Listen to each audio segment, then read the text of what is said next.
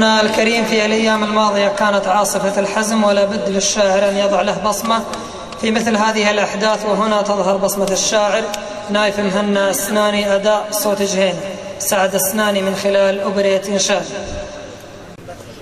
كلمات الشاعر نايف مهنا السناني، أداء صوت جهينة سعد السناني.